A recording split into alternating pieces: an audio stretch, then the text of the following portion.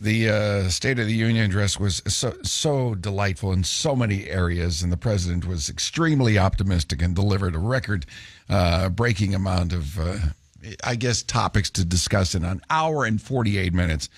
And recently, the Supreme Court of the United States blocked the president's tariffs on other countries, and he certainly addressed it right there in front of him. The good news is that almost all countries and corporations want to keep the deal that they already made. Yep. They still want to do business with us. The president did have a little hiccup there in the way he's been doing it, but we'll see what happens when it comes to the tariffs and moving forward and getting her done more. Dan Varroney joins us now, economic strategist, talk about the tariffs and the jobs and the economy stability. Good morning, Dan. Welcome in. Thanks for being here. Good morning, JT. It's a pleasure to be with you this morning. Well, first of all, your general thoughts on the president's delivery last night when it comes to the money and the tariffs and the economy and the taxes and where we're at.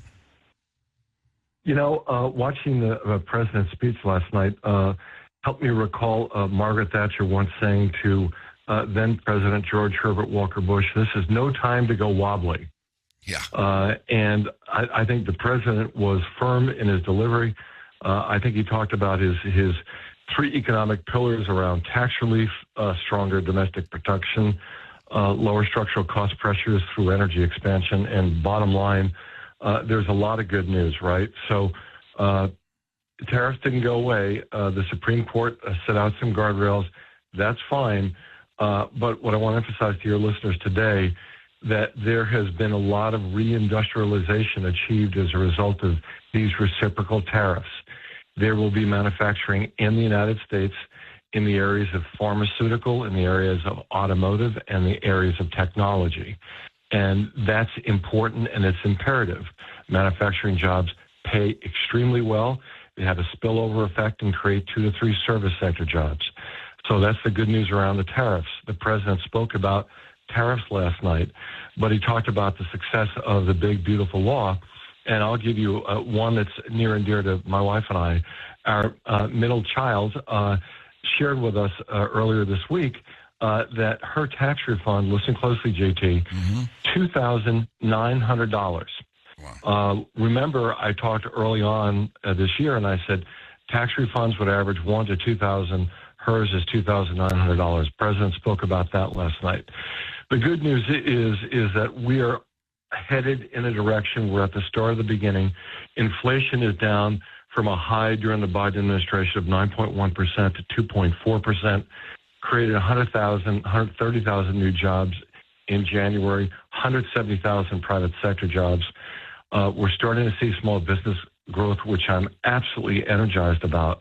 And the only thing standing in the way of more small business growth is the Federal Reserve lowering interest rates 75 to 100 basis points. If they do, the economy takes off like a rocket. But based on what we heard last night, I am encouraged.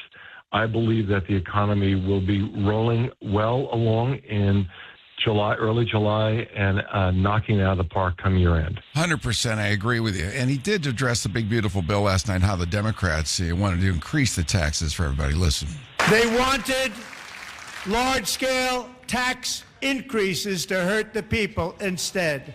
But we held strong, and with the great, big, beautiful bill, we gave you no tax on tips, no tax on overtime, and no tax on Social Security for our great seniors. That rings home for a lot of Americans watching last night. And as you mentioned, the tax return in your own family, how good things look there. I'm really anxious to get with my accountant and see where I end up this year based on last year and the new guidelines moving forward here.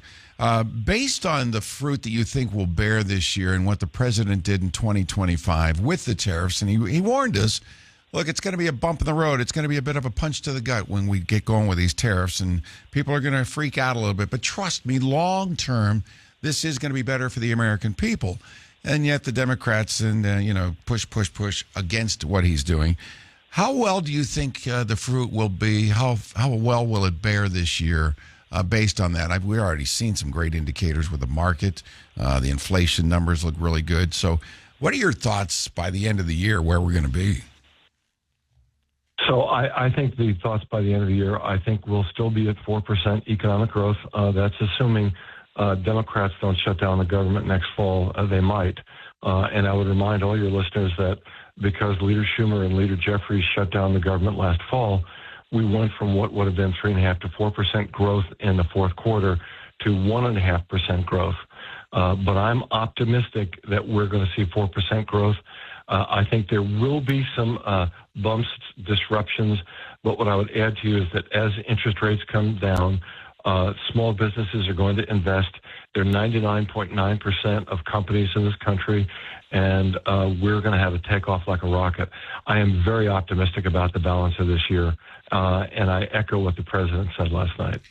I got to ask you a question. As an American, Dan, your thoughts on this disdain and disgust from the Democrats in so many different moments last night? You know, here's what's interesting to me. I think of President Kennedy when he said that a rising tide lifted all boats. And when the President of the United States is speaking, we've got to be thinking of what is in the best interest of the entire country. We've got to put that partisanship aside. It is a rising tide that lifts all boats. That, if you think that way, that unites us all, and it brings us together, and it moves us forward in a positive direction. They're blind to anything positive that's happening during the term of the presidents because they hate him so much, no matter what. Get out. You need to go. You're evil.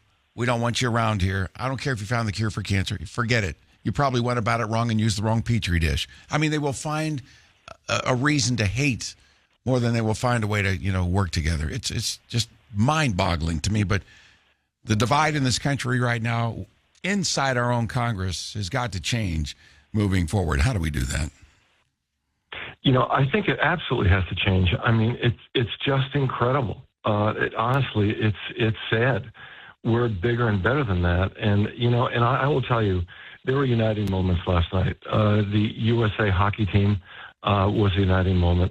I think giving the Medal of Honor to that very brave soldier who had his legs shot up.